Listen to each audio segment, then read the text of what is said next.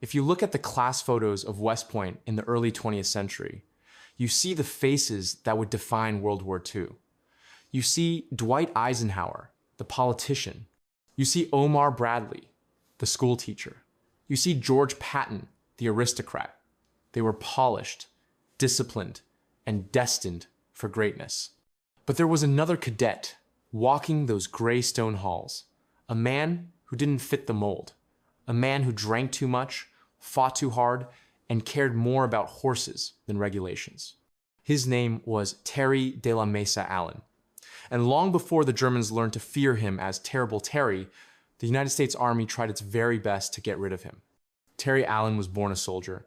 His father was a colonel. His mother was the daughter of a Spanish officer. Gunpowder was in his blood. But West Point didn't care about bloodlines. It cared about grades. And in 1912, Terry Allen was failing. He struggled with a severe stutter that made recitation a nightmare. While other cadets were reciting Clausewitz, Allen was getting into fistfights behind the barracks. He flunked mathematics, he flunked ordnance, and finally, the academy had seen enough. In his sophomore year, Terry Allen was called into the commandant's office and told to pack his bags. He was discharged, flunked out, a failure. For 99% of men, that would be the end of the story. They would go home, become insurance salesmen, and dream of what could have been. But Terry Allen was not a normal man. He refused to accept the Army's rejection. He enrolled in the Catholic University of America, earned a Bachelor of Arts, and forced his way back into the military through a competitive exam, earning a commission as a second lieutenant in the cavalry. He had entered the Army through the back door with a chip on his shoulder the size of Texas. Then came 1918, the Great War. While the perfect officers were sitting in staff tents planning maneuvers, Captain Terry Allen was in the mud of the street. Mihil and Meuse-Argonne offensives, leading a battalion of the 90th Division. This was where the rebel of West Point finally found his classroom. The lesson came on a foggy morning during a brutal assault on German lines. Allen was leading from the front, a habit that would later terrify his superiors when a German bullet smashed into his face. The round tore through his jaw and ripped out several teeth. Blood poured down his uniform. His face was a ruin. His men froze, waiting for him to collapse or call for a medic. A normal officer would have been evacuated instantly. A normal officer would have accepted the $1 million wound and gone home to safety.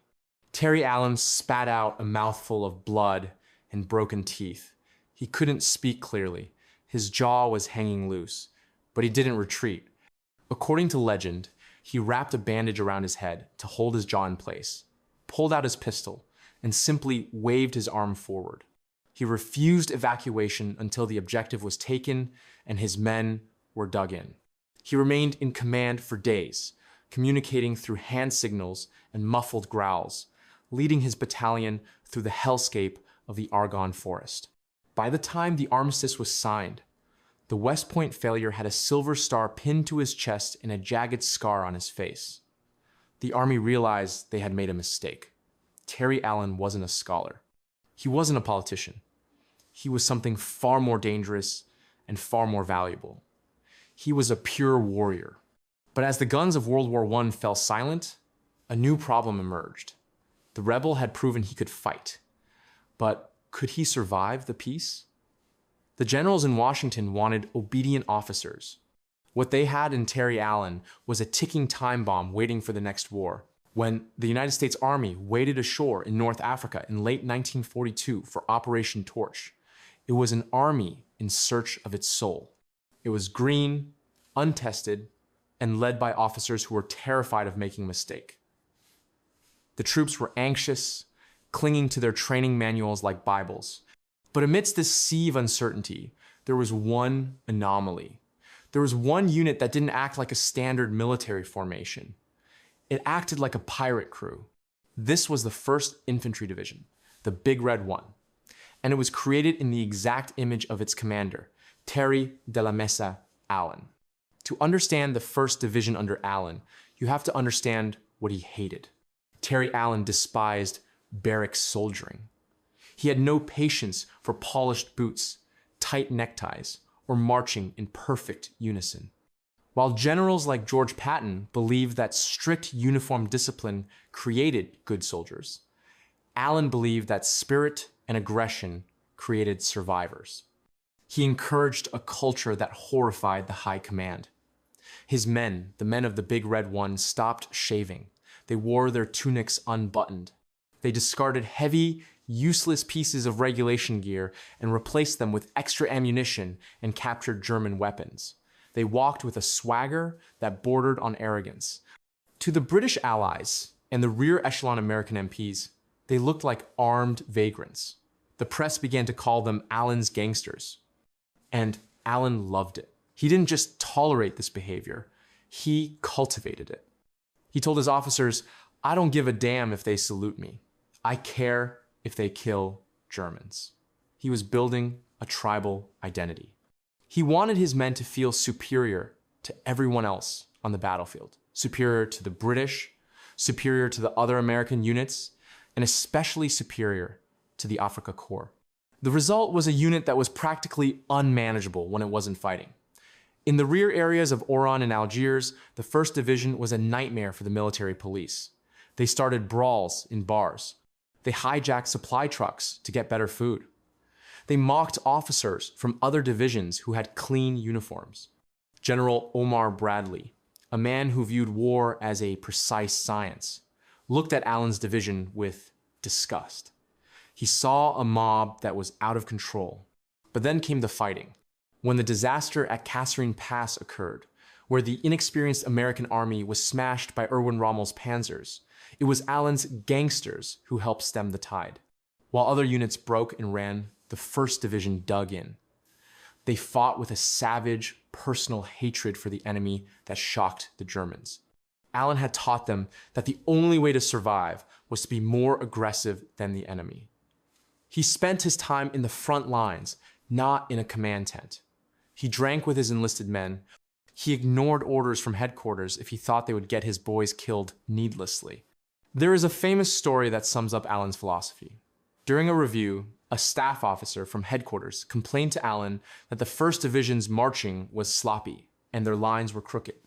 Allen took a drag of his cigarette, looked at the pristine officer, and growled, "My men can't march, but they don't die and they don't surrender." He had forged the Big Red One into the most effective killing machine in the American arsenal. But in doing so, he had made powerful enemies. Patton and Bradley were watching the Gangster General with growing resentment. They saw a man who was becoming bigger than the army itself, a man whose loyalty was only to his soldiers, not to the chain of command. They needed his fighters, but they were already plotting to get rid of the man who created them. Allen had built a brotherhood of war, but he was about to learn that politics is the deadliest battlefield of all. By July 1943, the legend of Terry Allen had reached its boiling point. The setting was the dusty, sun-scorched island of Sicily. The Allied invasion, Operation Husky, was underway, and the Big Red One was once again at the tip of the spear. But as Allen pushed his men forward, a war of a different kind was brewing behind the lines. While the Germans feared Allen's tactical brilliance, the American high command began to fear his independence. To Generals George Patton and Omar Bradley, Terry Allen was becoming dangerous. Not because he was incompetent, on the contrary. He was winning every battle he fought, but because he was creating a private army within the United States Army.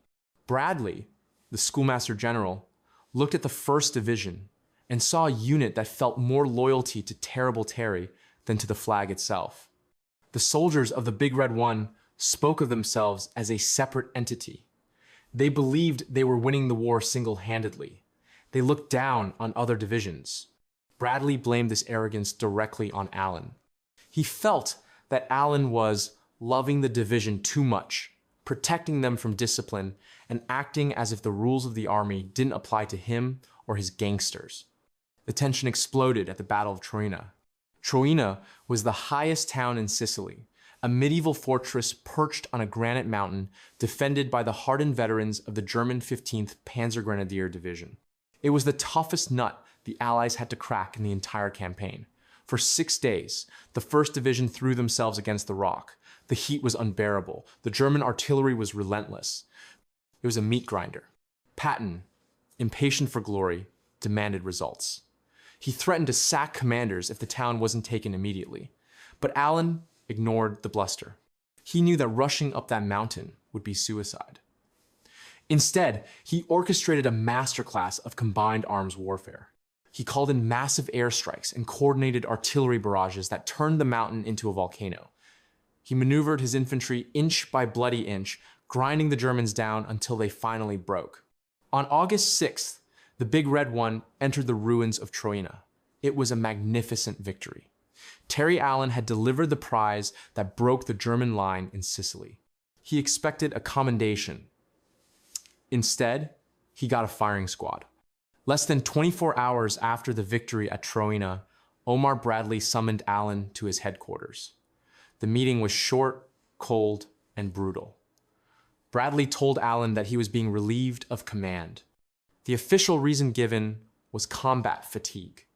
They claimed Allen was too tired to lead, that the war had worn him down. It was a lie, and Allen knew it. He stood there, the dust of Troina still on his uniform, his eyes blazing. "Hell," he reportedly said. "I'm not tired. I'm just getting started."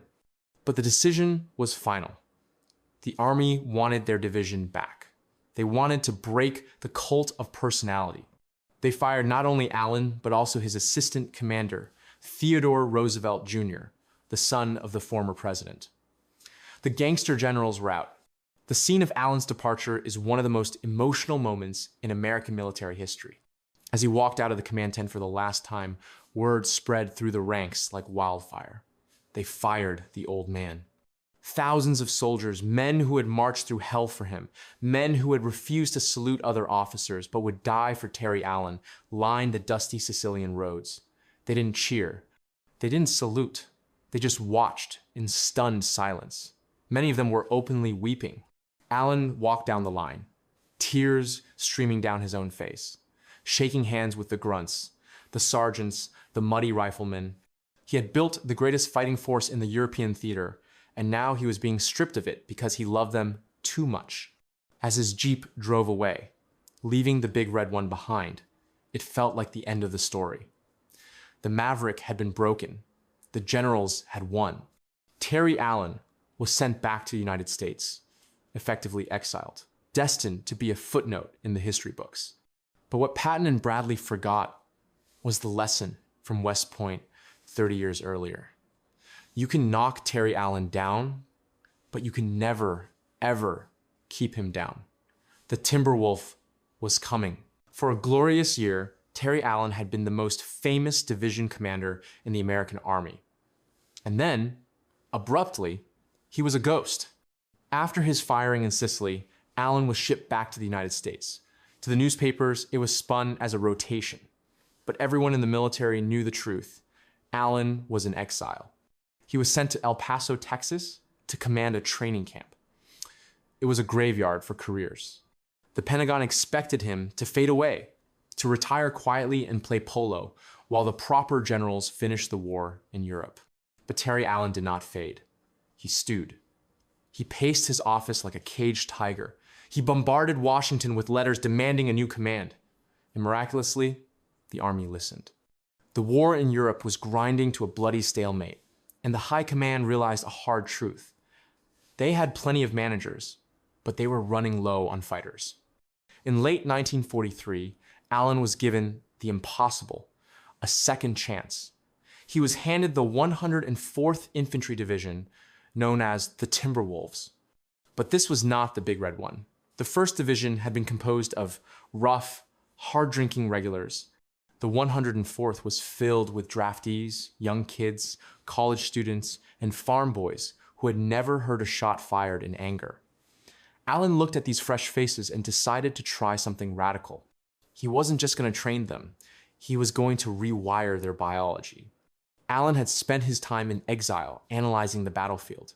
He realized that American troops were getting slaughtered because they fought on the enemy's terms. They attacked during the day, when German artillery spotters could see them and when German machine guns had perfect lines of sight. When the sun went down, the American army stopped, dug in, and slept. Allen decided to flip the script.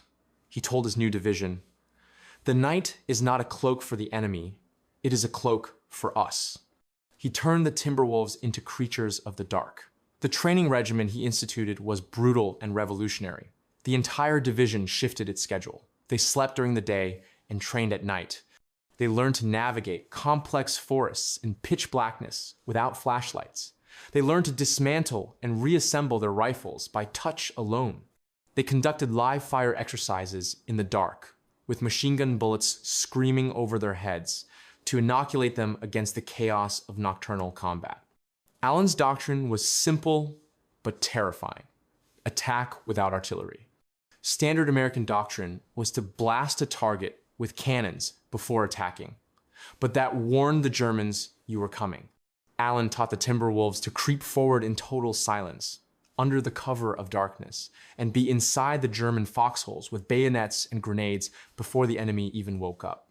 For months, he drove them relentlessly. His motto for the division was, "Nothing in hell must stop the Timberwolves." He was harder on them than he had ever been on the 1st Division because he knew that, unlike the veterans of Africa, these boys had no experience to fall back on. Their discipline had to be their armor. In September 1944, the 104th Infantry Division landed in France. The skepticism from the top was palpable. Omar Bradley and Dwight Eisenhower were watching closely, expecting the rebel to fail. They expected Allen to lose control again. But as the Timberwolves moved toward the front lines in Belgium, they weren't a rag. For a glorious year, Terry Allen had been the most famous division commander in the American Army. And then, abruptly, he was a ghost. After his firing in Sicily, Allen was shipped back to the United States. To the newspapers, it was spun as a rotation. But everyone in the military knew the truth. Allen was in exile. He was sent to El Paso, Texas. By late 1944, the German high command believed they had the American army figured out. To the Wehrmacht veterans, the Americans were predictable. They loved their artillery, they loved their air support, and they loved the daylight. When the sun went down, the battlefield typically went silent. The Germans used the night to rest, to resupply, and to move their panzers, safe in the knowledge that the Amos wouldn't attack until after breakfast. Terry Allen and the 104th Infantry Division shattered that sense of safety. As the Timberwolves ground their way into the Rhineland, the Germans realized they were facing a new breed of enemy. Reports began to filter back to German headquarters, speaking of night phantoms. Defending units would go to sleep in secure bunkers, surrounded by minefields, only to wake up with a knife at their throat. Allen had successfully implemented his silent attack doctrine. Instead of the thunderous artillery barrages that usually announced an American advance and gave the Germans time to retreat into their deep cellars, the Timberwolves struck in total silence. They moved like shadows across the freezing beet fields of Holland and Germany. They didn't fire their rifles. They used grenades and bayonets. For the German soldier, this was psychological torture. The night, which had been their sanctuary, was now a place of terror. German prisoners captured by the 104th were often found in a state of shock. One captured officer reportedly told his interrogator, "We know when the other divisions are coming. The ground shakes. But you are just suddenly times their asterisk." The Timberwolves became the masters of the night attack. In the brutal fighting for the Roer River and the push toward Cologne, Allen's men executed daring nocturnal river crossings that caught the enemy completely off guard. The discipline required was immense. One accidental cough, one clinking canteen could doom a battalion, but Allen's training held firm. By the spring of 1945, the 104th was spearheading the Allied drive into the heart of the Reich. They weren't just winning battles, they were racing. Allen, now fully redeemed and operating at the peak of his tactical genius, drove his men relentlessly. They took the city of Halle in a bitter 5-day battle, dismantling the fanatical resistance street by street. Then, they made history. Pushing all the way to the Mulde River, the 104th Infantry Division became one of the very first American units to link up with the Soviet Army. In the ruins of a defeated nation, the Timberwolves shook hands with the Red Army. It was the symbolic end of the Third Reich. For Terry Allen, standing on the banks of the Mulde was the ultimate vindication. 2 years earlier, he had been fired, humiliated, and sent home as a burnt-out case. Now, he stood deep in enemy territory, commanding a division that terrified the Wehrmacht, having led them through 195 consecutive days of combat. He never got the fourth star. He never got the press coverage of Patton or the political power of Eisenhower. He remained a major general until he retired. But to the men of the Big Red One and the Timberwolves, rank didn't matter. Terrible. Terry Allen was the only general in World War II to build 2 separate divisions into elite fighting forces. He proved that you didn't need to be a polished diplomat to win wars. You needed to be a fighter. He was the most badass American general because he didn't fight for the history books. He fought for the men standing next to him in the dark. And in the end, that is why the Germans feared him and why his soldiers loved him.